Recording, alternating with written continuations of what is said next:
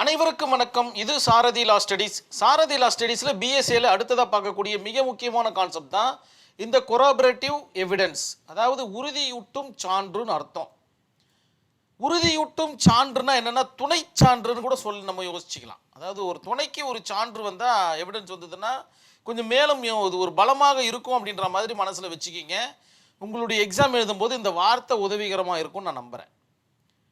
நம்மளுடைய சாரதி லா ஸ்டடீஸில் ஒரு WhatsApp group ஒன்று ரன் ஆகிட்டு இருக்குது. இதில் என்னென்னு ஆசைப்பட்டீங்கன்னா அந்த நம்பருக்கு உங்களுடைய பெயர் மற்றும் ஊரை எனக்கு வாட்ஸ்அப்பில் டெக்ஸ்ட் பண்ணுங்க. நான் குழுவில் இணைச்சிடுறேன். உங்களுடைய சந்தேகங்களை தீர்க்கும் வண்ணமாகவும் நேரடி பயிற்சி வகுப்புகளுக்கும் இது உதவிகரமாக இருக்கும்னு நான் நம்புகிறேன்.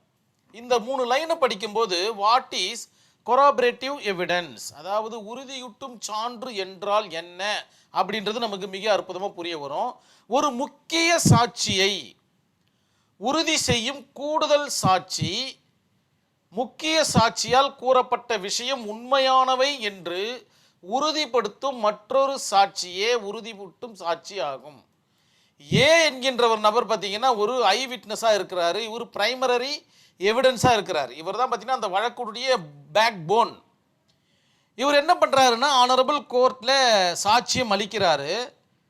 ஆனரபிள் கோர்ட் அதை ரெக்கார்டு பண்ணுது. இருந்தாலும் கோர்ட்டுக்கு ஒரு சஸ்பெக்ட் இருந்துக்கிட்டே இருக்கும். இந்த சாட்சி உண்மையான சாட்சியா? ஏன்னா 1000 குற்றவாளிகள் தப்பிக்கப்படலாம், ஒரு நிரபராதி தண்டிக்க ஏதோ ஒரு சம்திங் ஒன்று இருக்கு இல்லைங்களா? அந்த கான்செப்டின் அடிப்படையில் ஆனரபிள் கோர்ட்டு பார்த்தீங்கன்னா வாட்ச் பண்ணிக்கிட்டு இருக்கும். ஏ சொல்வது உண்மையா அப்படின்ற மாதிரி. இந்த ஏ சொல்வது உண்மைதான் அப்படின்னு பி ஒரு கான்செப்டை எடுத்துக்கிட்டு வருது. இவர் சொல்கிறதெல்லாம் உண்மைதான், நானும் பார்த்தேன் அப்படின்றத சொன்னால் இந்த நபர் பேர் தான் கொராபரேட்டிவ் எவிடன்ஸ்னு அர்த்தம். அதாவது உறுதியூட்டும் சாட்சியம்னு அர்த்தம். ஏவுக்கு இவர் பார்த்தீங்கன்னா உறுதிப்படுத்துகிறாரு, ஏவுடைய சாட்சியத்தை வலிமைப்படுத்துகிறாரு. இது எல்லாமே உங்களுடைய ஆன்சர் ஷீட்டில் இருக்கிற மாதிரி பார்த்துக்குங்க. அது எந்த வகையிலனாலும் இருக்கலாம்ன்றதை நினைவில் வச்சுக்கிங்க. இவர் பாக்ஸில் தான் வந்து சொல்லணும்னு அவசியம் கிடையாது.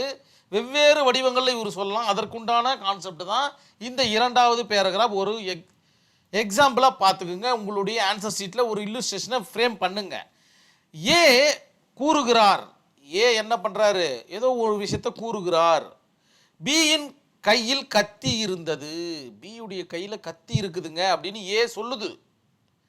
அவர்தான் சியை குத்தினார். யார் சொல்றது இந்த இடத்துல? ஏ சொல்றாரு. இதை உறுதி செய்ய டாக்டர்ஸ் ரிப்போர்ட் பாருங்க. இந்த இடத்துல பின்றது டாக்டரா மாறுறாரு.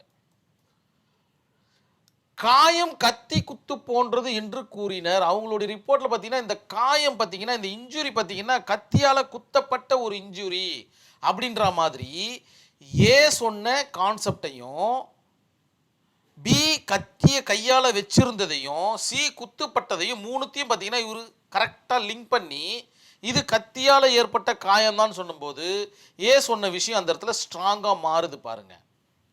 பி கையில் கத்தி வச்சிருந்தாரு, குத்துப்பட்டிருக்கு. அந்த குத்து எதால் ஏற்பட்டது? கத்தியால் ஏற்பட்டது. யார் சொல்றது? டாக்டர் சொல்றாரு. டாக்டர் யாரு? Corroborative evidence. முடிஞ்சு போச்சு மேட்டர். இதுதான் பார்த்தீங்கன்னா கூட்டு சாட்சின்னு அர்த்தம். இந்த இடத்துல பாருங்க, A plus doctor equal to corroborative. முடிஞ்சு போச்சு. அந்த கொராபரேட்டிவ் எவிடன்ஸ் எப்படியெல்லாம் இருக்கும் அப்படின்னு பார்த்தீங்கன்னா மெடிக்கல் ரிப்போர்ட்டாக இருக்கும், ஃபாரன்சிக்ஸ் ரிப்போர்ட்டாக இருக்கும், எலக்ட்ரானிக்ஸ் ரிப்போர்ட்டாக இருக்கும், ஏதாச்சும் ஒரு கான்செப்ட்லேருந்து ரெக்கவரி பண்ண ஒரு விஷயமா இருக்கும். ஹார்ட் டிஸ்க்லேருந்தோ பென்ட்ரைவ்லேருந்தோ சிடிலேருந்தோ வாட் எவர் ஏதோ ஒரு இடத்துலேருந்து ரெக்கவரி பண்ணதாக இருக்கும். பிளாக் பாக்ஸ் நோட் பண்ணிக்கிங்க. இண்டிபெண்ட்டாக வந்தும் சொல்லலாம். இந்த பி மாதிரி இண்டிபெண்ட்டாக வந்தும் சொல்லலாம். ஸோ இத்துணை வகையில் பார்த்தீங்கன்னா கொராபரேட்டிவ் எவிடன்ஸ் இருக்குது. செக்ஷன் 159லேருந்து 160 வரைக்கும் சொல்லுது பிஎஸ்சியில். கண்டிப்பாக இந்த கான்செப்ட் உங்களுக்கு புரிஞ்சிருக்கும். இந்த ஒரு கேஸ் ஸ்டடியை பார்த்தா இன்னும் அற்புதமாக புரியும். Rameshwar versus state of Rajasthan 1952 நடந்த ஒரு வழக்கு. இந்த கேஸ் ஸ்டடியில் பார்த்தீங்கன்னா கொராபரேட்டிவ் எவிடன்ஸை பற்றின டீட்டெயில்ஸை ஆனரபிள் சுப்ரீம் கோர்ட்டு அழகாக தெளிவாக சொல்லியிருக்காங்க பாருங்க. ஃபேக்ட் ஆஃப் கேஸ் என்ன அப்படின்னு பார்த்தீங்கன்னா, மேற்கண்ட வழக்கில் ஒரு பாலியல் பலாத்காரம் நடக்குது. ஒரு சிறுமியை பார்த்தீங்கன்னா ஒரு நபர் பாலியல் பலாத்காரம் பண்ணிடுறாரு. அந்த சிறுமி பார்த்தீங்கன்னா லோயர் கோர்ட்லேயும் ஹை கோர்ட்லேயும் சாட்சியம் அளிக்கிறாங்க. இந்த நபர் தான் என்னை இந்த மாதிரி செஞ்சார் அப்படின்ற மாதிரி. அவங்க 2 பேருமே பார்த்தீங்கன்னா அவருக்கு தண்டனையை வழங்கிடுறாங்க. அவர் மேல்முறையீடு சுப்ரீம் கோர்ட்டுக்கிட்ட போகிறாரு. சுப்ரீம் கோர்ட்ல என்ன சொல்றாருன்னு பார்த்தீங்கன்னா, சிறுமி சொன்ன சாட்சியத்திற்கு கூடுதல் சாட்சி இல்லை அப்படின்ற மாதிரி சொல்றாரு. அதாவது கொராபரேட்டிவ் எவிடன்ஸ் இல்ல. அதனால இந்த சாட்சி நம்பகம் இல்லாத சாட்சியாக நினைத்து என்னை விடுதலை செய்யணும் அப்படின்ற மாதிரி ஒரு பிரேயரை வைக்கிறாரு. ஆனரபிள் சுப்ரீம் கோர்ட் பார்த்தீங்கன்னா ஜட்ஜ்மெண்ட் கொடுக்குறாங்க. Corroborative is not a rule of law அப்படின்ற மாதிரி சொல்றாங்க. Just a rule of procedure. இதை ஒரு ப்ரொசீஜராக தான் எடுத்துக்க முடியும். இதை நீங்கள் ரூல் ஆஃப் லாவில் கொண்டு வராதீங்க. பண்ணியே ஆகணும் அப்படின்னு நினைக்காதீங்க. கூடுதல் சாட்சி இருந்தே ஆகணும் அப்படின்னு யோசிக்காதீங்க அப்படின்ற மாதிரி ஒரு வார்த்தையை உபயோகப்படுத்தி, அதாவது சட்ட ரீதியான கடமை இல்லை, எனவே விக்டிம் சொல்வது நம்பகமானது என கோர்ட்டு நினைத்தால், ஆனரபிள் கோர்ட்டு ப்ரெசியூம் பண்ணா கூடுதல் சாட்சி தேவையில்லை. தட் மீன்ஸ் கொராபரேட்டிவ் எவிடன்ஸ் வேண்டாம் அப்படின்ற மாதிரி இந்த ராமேஸ்வர் வெர்சஸ் ஸ்டேட் ஆஃப் ராஜஸ்தானில் மிக தெளிவான ஒரு ஆன்சரை, அதாவது ஜட்ஜ்மெண்ட்டை கொடுத்துட்றாங்க ஆனரபிள் சுப்ரீம் கோர்ட்.